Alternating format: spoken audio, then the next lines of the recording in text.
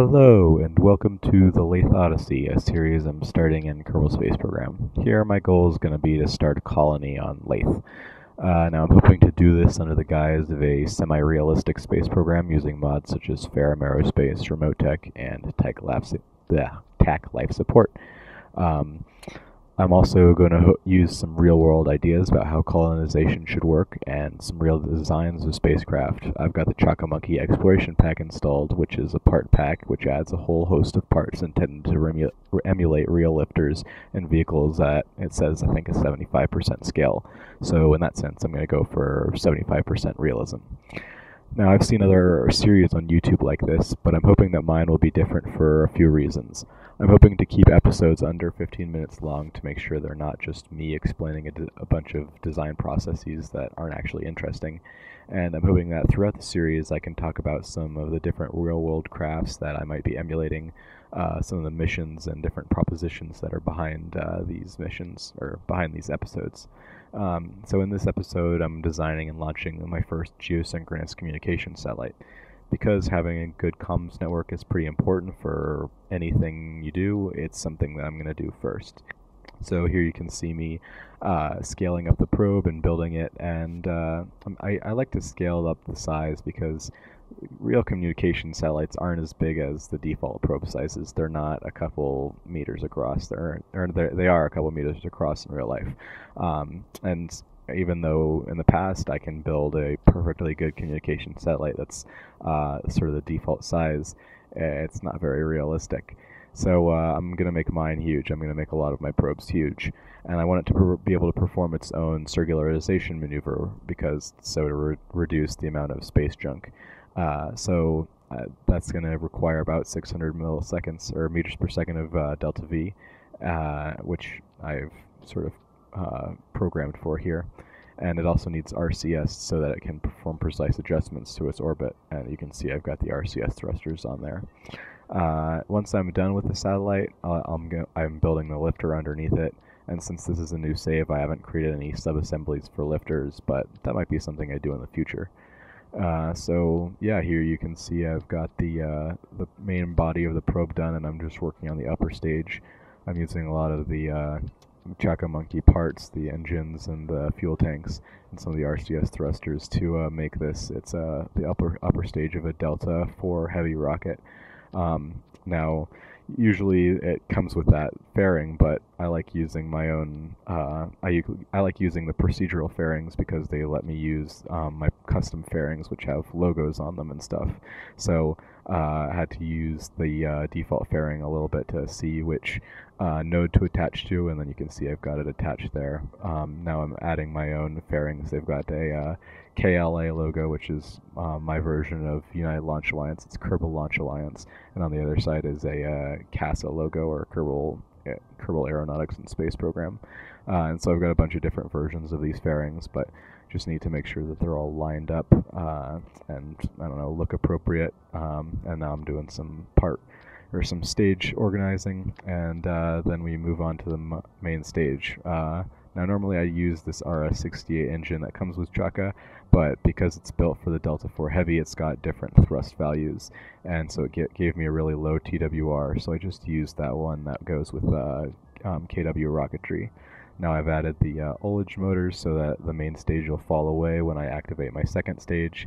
I'm setting up some action groups so that I can automatically I can automatically get rid of my fairings and start my antenna with some nice smart parts, which I think I'll configure in a second. Now I've added some launch clamps, and finally I like to use these launch clamps, and apart from the SSME pack, which I'll provide a link to give the launch some sparklers for engine ignition. So now I'm setting up that secondary now I'm setting up those altimeters to eject fairings and to turn on the antenna, and looks like we're good to go. I don't realize it, but the last thing I've added is a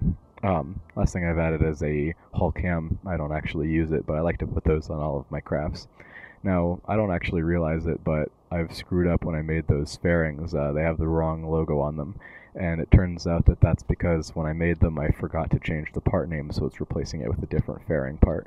And so I try and do it again just to see if that's like a fluke or what, and it does do the same thing. You'll see it in a second. But I'll have to quit the game and go and fix those parts. So yeah, there's fixed. Come back and I've got all the things fixed. So now the fairings should work hopefully, but and they do. So yeah, I need to reset those up. And for some reason, it keeps changing my mission flag. So I go back and change that. But the last thing that I realized I forgot were some lights. When I did the launch before, it was at nighttime, and I should do this every time, but it's important to have lights on your vehicle, and usually I only do it on manned missions, but it's important to have lights on your vehicle so that you can actually see it when it's going up, because sometimes at night it's hard to see your vehicle, and it's important to know what all of it looks like. Now here I'm fast forwarding through this countdown because it's actually an unsuccessful launch.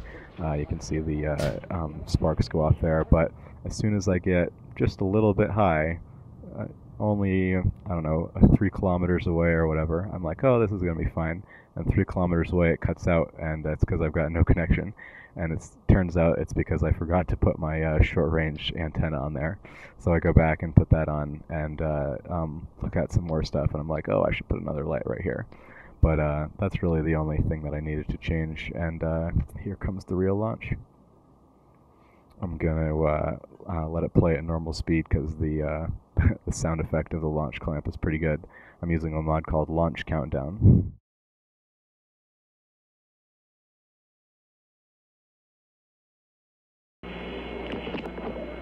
Power transfer is complete. Now, originally this countdown is from an Apollo launch, and it talks about astronauts and multiple engines and whatnot, but it sounds the best. It's got the longest launch sequence, so I like to use it. 20 seconds and counting. All the second stage tanks now pressurized. 15 seconds. Guidance is internal. 12, 11, 10, 9. Ignition sequence starts. 6, 5, 4, 3, 2, 1, 0. All engine running. Liftoff. We have a liftoff. Tower cleared. Now, so since the countdown stopped, I'm gonna go back to talking. So this is just a pretty standard launch, even though, as I soon find out, this vehicle is a little bit uncontrollable because it ends up going pretty fast. It doesn't really matter because it's a geosynchronous launch. I don't need to worry about my periapsis height, at least on the first stage.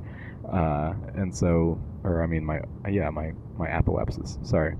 Anyway, you start doing my gravity turn with FAR. I usually do it at about, when I'm going about 100 meters per second down, you can see in the service thing, and then I try and do it by 10,000 or by 10 kilometers, but that usually doesn't work out, and especially here it doesn't work out because I start turning and wiggling, and so I just kind of leave it there and push a little bit more at a time. But you can see with all the effects from FAR, we're going pretty fast, and so I'm trying to throttle it down a little bit. I've got a pretty good TWR just to hit 3, and so that's probably why we're going so fast, so low. But it does its job. It gets us up quickly and very efficiently.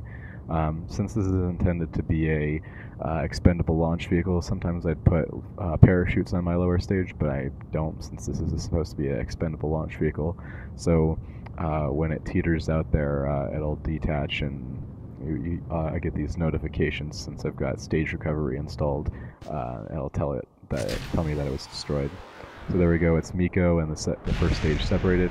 Looks like the fairings collided with the tank there, but whatever.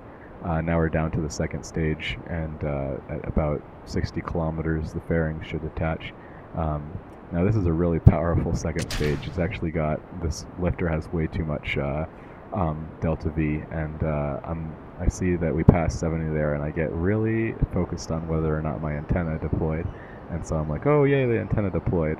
and then I look at the other antenna and I say, oh, I should turn that off, and then I realize that I'm 8 million meters over my intended orbit, so we're gonna need to go to retrograde and fix that.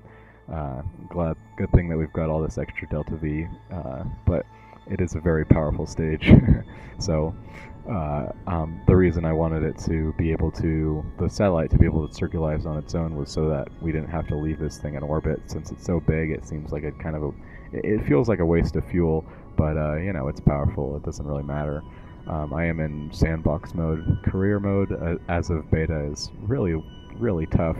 And so I think that doing this in career mode is pretty unrealistic, especially since I've got the goal of sort of a endgame thing. This series would end up being over way too long. But yeah, here I'm just doing some final tweaks to my apoapsis, and then we'll face prograde, and I'll be able to detach the satellite and deploy the solar panels, and create this circularization thing with the maneuver planner from MechJeb.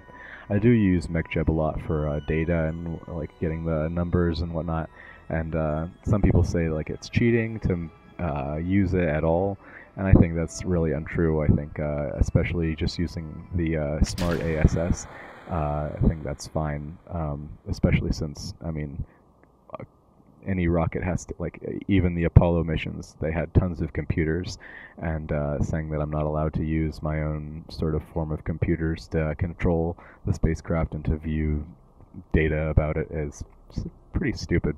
So yeah, I use a lot of MechJeb. MechJeb is pretty helpful for delta V and whatnot, but I never use it to automate my ascents or whatever, because it never works. I got to do it myself. So I guess the part that I consider cheating, I don't even use, because MechJeb is pretty unreliable in my opinion for that. But just opinion. Last, I'm just checking that everything's out.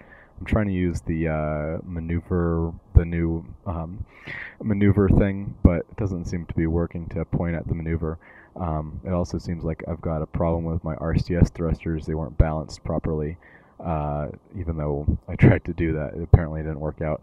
But if I try and use the smart ASS, it wobbles around. So it looks like I'll be doing most of the maneuver on my own. But now that we're pointed there, I'm just going to check the altitude one more time, make sure that we still got contact, and we go into warp. Now again, as I say, I could use MechJeb to automate the warp. I've got auto warp enabled up there in the maneuver planner, but especially with something that's, say, wobbling like this, I don't want it to keep wobbling for the 10 minutes or whatever that it takes to get there, and waste all my RCS fuel and end up being really imprecise. So I'll just wait for it to get there and see what happens. Now that we're high enough, we're getting we're getting some more sunlight, and you can see the two big solar panels and the one on the top. I was thinking of using a different antenna, one that was a AE's dish, but it was it was kind of overpowered. I should probably change some of the settings for it to make it heavier and more balanced, so that it has a good reason to be put on such a large satellite. Before it, I mean, it's got an antenna radius of like 24 million meters or something, like something ridiculous. And anyway, here we're at the node. I let MechJeb handle it, but you can see it's gonna start wobbling, and I'm just gonna fast forward through the burn here. It's a pretty long burn, especially with my one little engine. But we make it. It's a effective form, and we've got delta V to spare. But yeah, you can see it wobbling along there. I was afraid it was going to run out of RCS, but it doesn't. I've got those 4 monopropellant tanks on the bottom next to the engine that have actually quite a bit of monopropellant in them. So once we get down to about 0.1, I tell MechJeb to shut up, and we're almost done here. I'm just gonna have to. I tried to use the killer rotation thing, but it kept wobbling. So whatever. I'm gonna have to look at my orbit info to make sure that my orbital period is right, and we're quite a bit off. We're off by about a minute. So I'm gonna go face prograde, see what I can do about that. As I'm doing that, I get an even worse thing. but luckily once we're there, we can correct it pretty easily with some thrust and some jets of RCS. So I'm just pulsing the engine to see if I can get it down, and then once I get it down enough, I can just start using RCS fuel to do that. And yeah, it's pretty precise. I'm not too worried about having a super perfect orbit. I know that it's not exactly 2865 by 2865, but the orbital period is what's pretty important. And I'll be shooting up a couple more of these satellites anyway because, you know, geosynchronous, it always seems to mess up. But yeah, it looks like that's it for this episode, and hopefully you'll join me next time. Thanks. Bye.